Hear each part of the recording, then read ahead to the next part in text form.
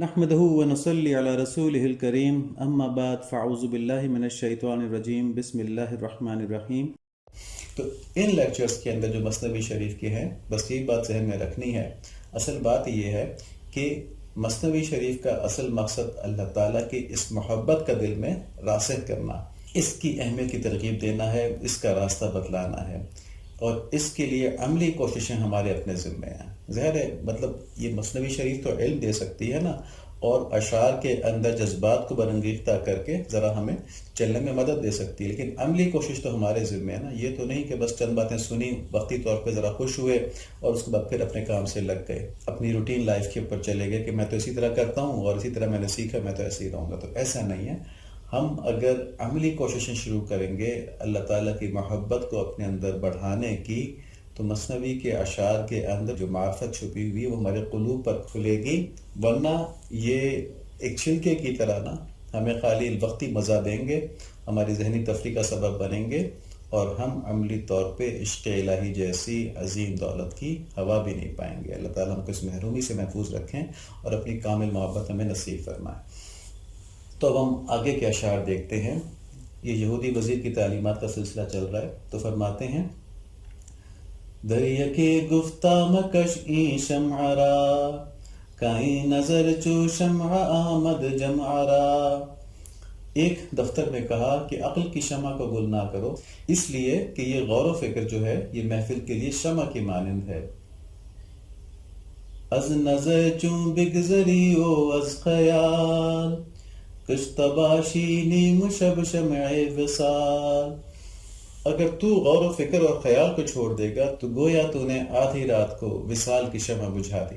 تو یہاں فرماتے ہیں کہ ایک تومار میں اس یہودی وزیر نے لکھا کہ عقل کی شمع کو کبھی نہ بجھانا۔ یہ فکر اور یہ عقل کا استعمال جو ہے یہ طلب کی علامت ہے، کیونکہ جس چیز کی انسان کو حقیقی طلب ہوتی ہے اسی کے لیے وہ فکر اور عقل استعمال کرتا ہے۔ اور لکھا کہ عقل تو محفل یعنی یہ جو بزم ہستی ہے اس میں شمع کی مانند ہے کہ جس کی روشنی میں چیزیں اپنی جگہ پر جس طرح کی وہ ہیں اس طرح کی نظر آتی ہیں۔ اگر عقل استعمال نہیں کی تو گویا اس طرح اپنا مقصد ضائع کر دیا جیسے کوئی شب وصال میں شمع کو بجھا دے۔ اب شب وصال سے مراد یہاں پہ زندگی کا مقصد پانا ہے، اور انسان کی زندگی کا جو حقیقی مقصود ہے وہ اللہ تعالیٰ ہے، اللہ تعالیٰ کا قرب ہے، اور یہ مقصد نیکی کرنے اور بدی سے بچنے پر ہی منحصر ہے، اور عقل ہی جو ہے وہ نیکی اور بدی میں تمیز کرنے والی ہے۔ تو جب عقل کا استعمال ہی روک دیا تو پھر اعمال میں تمیز کیسے رہے گی، اور جب اعمال ہی نہیں ہوں گے تو پھر مقصود کیسے حاصل ہوگا، پھر اللہ تعالیٰ کا قرب کیسے حاصل ہوگا۔ اس لیے فرمایا کہ عقل کو خوب روشن رکھو تاکہ اس کی روشنی میں صحیح راستے کی شناخت ہو اور منزل پر پہنچو۔ اب دیکھیں قرآن شریف کے اندر انسان کو عقل و فکر استعمال کرنے کی بڑی ترغیب دی گئی ہے۔ سورہ بقرہ کے اندر آیت نمبر 266 ہے: اَيَوَدُّ أَحَدُكُمْ أَن تَكُونَ لَهُ جَنَّةٌ مِّن نَخِيلٍ وَأَعْنَابٍ تَجْرِي مِن تَحْتِهَا الْأَنْهَارُ لَهُ فِيهَا مِن كُلِّ الثَّمَرَاتِ وَأَصَابَهُ الْكِبَرُ وَلَهُ ذُرِّيَّةٌ ضُعَفَاءُ فَأَصَابَهَا إِعْصَارٌ فِيهِ نَارٌ فَاحْتَرَقَتْ كَذَلِكَ يُبَيِّنُ اللَّهُ لَكُمُ الْآيَاتِ لَعَلَّكُمْ تَتَفَكَّرُونَ۔ کیا تم میں سے کوئی بھی یہ چاہتا ہے کہ اس کا کھجوروں اور انگوروں کا باغ ہو جس میں نہریں بہہ رہی ہوں، ہر قسم کے پھل موجود ہوں، اس شخص کا بڑھاپا آ گیا ہو اور اس کے چھوٹے چھوٹے بچے بھی ہوں، اور اچانک باغ کو بگولا لگ جائے جس میں آگ بھی ہو، بس وہ باغ جل جائے۔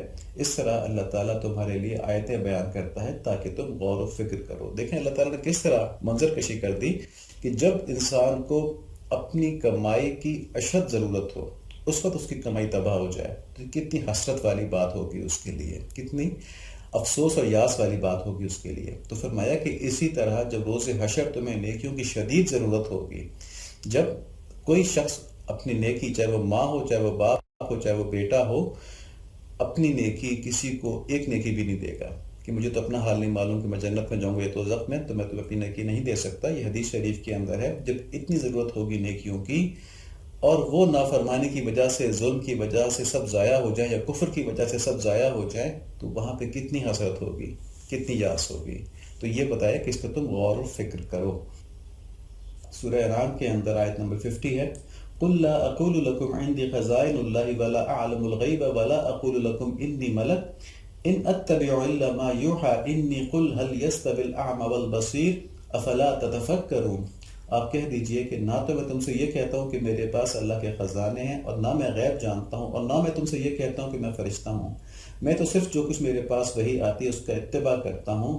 آپ کہیے کہ اندھا اور بینا برابر ہو سکتے ہیں، سو کیا تم غور نہیں کرتے؟ جس کے پاس وحی کا علم ہے وہ بینا ہے، اور جس نے وحی کے علم کا انکار کر دیا وہ اندھا ہو گیا۔ تو یہاں اللہ تعالیٰ فرماتے ہیں کہ تم اپنی عقل استعمال نہیں کرتے، کیا اندھا اور بینا برابر ہو سکتے ہیں؟ اور سورہ سبا کے اندر آیت نمبر 46 ہے، قُلْ إِنَّمَا أَعِظُكُمْ بِوَاحِدَةٍ أَن تَقُومُوا لِلَّهِ مَثْنَىٰ وَفُرَادَىٰ ثُمَّ تَتَفَكَّرُوا مَا بِصَاحِبِكُم مِّن جِنَّةٍ إِنْ هُوَ إِلَّا نَذِيرٌ لَكُمْ بَيْنَ يَدَيْ عَذَابٍ شَدِيدٍ۔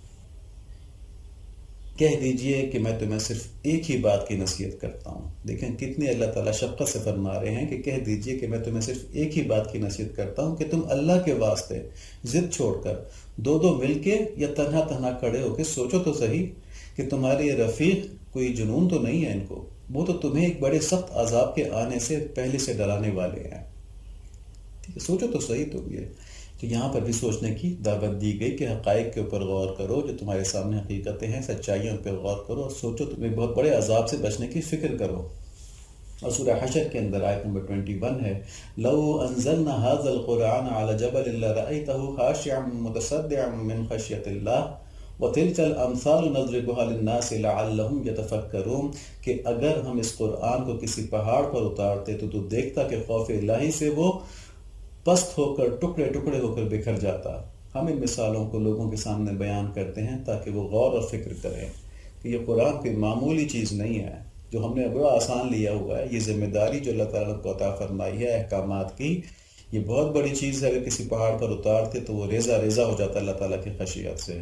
اس کو نبی صلی اللہ علیہ وآلہ وسلم کے قلب مبارک نے سہارا دیا، انہی کے قلب مبارک کی یہ قوت تھی کہ انہوں نے قرآن شریف کے نزول کو برداشت کر لیا۔ اب ہمارے لیے یہ باتیں بیان کی گئی، یہ قرآن شریف کی عظمت بیان کی گئی تاکہ ہم سوچیں، غور کریں کہ ہم نے کرنا کیا ہے، آخرت میں کس طرح کامیاب ہونا ہے، کس طرح آخرت کے عذاب سے بچنا ہے۔ تو ان آیات مبارکہ کے اندر اللہ تعالیٰ نے انسان کو فکر کرنے کی دعوت دی ہے، عقل استعمال کرنے کی دعوت دی ہے، لیکن کس چیز کی فکر؟ دنیا کی محبت ہٹانے اور آخرت کی بگاڑ سے بچنے کی فکر۔ یہاں ایک بات اور سمجھنے کی، اس کا مطلب یہ نہیں ہے کہ دنیاوی ضرورتوں کی بالکل فکر ہی نہیں کرنی ہے، دنیاوی ضرورتوں کی طرف خیال ہی نہیں کرنا ہے، بلکہ بہت سمجھنے کی بات ہے، بہت سمجھنے کی بات ہے کہ آخرت کی فکر میں ہی دنیا کی ضرورتوں کی فکر بھی شامل ہے۔ جیسے ہی ہم آخرت کی فکر کرتے ہیں، دنیا کی تمام ضرورتوں کی فکر اس کے اندر آ جاتی ہے۔ کس طرح آ جاتی ہے؟ مثال کے طور پہ جیسے اسلام کے اندر سوال کرنا، بلا اشد ضرورت کسی سے بھیک مانگنا، یہ سخت منع ہے۔ تو اس حرام سے بچنے کے لیے آدمی روزگار کی فکر کرے گا نا، اور اس کی عبادت میں شامل ہو جائے گا کہ وہ اللہ تعالیٰ کے حکم پورا کرنے کے لیے روزگار کما رہا ہے، اپنے بیوی بچوں کے حقوق پورے کرنا انسان کے ذمہ ہے، اس کے لیے روزگار کما رہا ہے، اس کے اپنے جسم کے حقوق ہیں اس کے اوپر، جسم اللہ تعالیٰ کی امانت ہے، یہ کنسیپٹ ہمیں اسلام نے دیا ہے، تو اس کے حقوق پورا کرنے کے لیے روزگار کمائے گا۔ تو دنیا کی فکر دین کی فکر میں خود بخود آ جاتی ہے۔ دیکھیں آخرت کا دار و مدار جو ہے وہ ہمارے دنیاوی اعمال پر ہے، چنانچہ دنیا کی تمام ضرورتوں کا پورا کرنا اور ضرورت سے زیادہ وسائل کے خرچ کرنے پر شریعت کی پابندی کرنا، یہ سب آخرت کی فکر میں شامل ہے۔ اس کے برعکس صرف دنیا کے حرص میں کہ اس کو زیادہ سے زیادہ جمع کیا جائے، تو اس میں عقل تو استعمال ہوتی ہے مگر اس میں آخرت کی بھلائی شامل نہیں ہوتی، آخرت کی فکر شامل نہیں ہوتی۔ عقل کا یہ استعمال جو ہے یہ انسان کے لیے ایک عظیم نقصان کا سبب بنتا ہے۔ اور یہ عجیب بات ہے کہ اس میں عقل تو استعمال ہوتی ہے مگر یہ عمل حماقت کہلاتا ہے، کیونکہ اس میں نقصان ہے نا۔ تو عقل کے ساتھ ساتھ حماقت کرنا، یہ دو متضاد جمع ہو جاتے ہیں، لیکن ایسا ہوتا ہے۔ تو اسی کو کہا جاتا ہے کہ عقل نفسانی کا استعمال جو ہے اس کا نتیجہ حماقت میں نکلتا ہے، اور عقل نفسانی کو استعمال نہ کرنا ہی عقل مندی ہے۔ اور ان اشعار کے اندر عقل کو آخرت کے لیے استعمال کرنے کے لیے کہا گیا ہے۔ دیکھیں شب وصال کی بات ہے، مقصود حاصل کرنے کی بات ہے، اور پھر ہم نے قرآن شریف کی آیات بھی دیکھی کہ عقل کو آخرت کی فکر کے لیے استعمال کرنے کے لیے کہا گیا ہے۔ دنیا کی فکر اس میں خود آ جاتی ہے، لیکن خالص دنیا کی فکر کرنا اور آخرت کی طرف مت دیکھنا، یہ نفسانی عقل ہے۔ اور جو عقل آخرت کے لیے استعمال ہوتی ہے اس کو عقل ایمانی کہتے ہیں۔ تو ان دونوں قسموں کی تفصیل انشاءاللہ ہم آگے دیکھیں گے۔ آگے فرماتے ہیں مولانا، دریا کے گفتاب کشبہ کے مدار تعوض بینی یکیرا 100,000. ایک دفتر میں کہا کہ عقل کی شمع کو بجھا دے، اس میں کوئی حرج نہیں ہے، تاکہ تو ایک عقل کے عوض میں لاکھ عقلیں پائے. کیز کشتن شمع جاں افزوں شود، لیلیت از صبر چوں مجنوں شود. تاکہ شمع عقل کی بجھانے سے روح ترقی کرے اور تیرے صبر کی وجہ سے تیری لیلا مجنوں کی طرح ہو جائے گی، یعنی تیرا مجنوں بن جائے گی، یعنی تیرا محبوب، تیرا محب بن جائے گا، وہ تجھ سے محبت کرنے لگے گا. ترک دنیا ہر کے کرد از زہد خیش، پیش آمد پیش او دنیا و بیش. جس نے اپنے زہد کی وجہ سے دنیا کو چھوڑ دیا، دنیا خود اس کے سامنے پہلے سے بڑھ کر حاصل ہوتی ہے. تو اب ان اشعار کی ہم تفصیل دیکھتے ہیں کہ ایک اور تمہار کے اندر، ایک اور دفتر کے اندر، ایک اور والیوم کے اندر اس نے یہ لکھ دیا کہ کچھ پرواہ مت کرو، عقل کو چھوڑ دو بالکل. اس عقل کو چھوڑنے سے تمہیں اس کے بدلے میں لاکھ عقلیں مل جائیں گی، یعنی اس عقل کی قربانی پر تمہیں الہام نصیب ہوگا، جو کہ عقل کے مقابلے میں لاکھ گنا ہوتا ہے. اور شمع عقل بجھانے سے تمہارا محبوب تمہارا محب بن جائے گا، یعنی جس سے تم محبت کرتے ہو تم سے محبت کرنا شروع کر دے گا.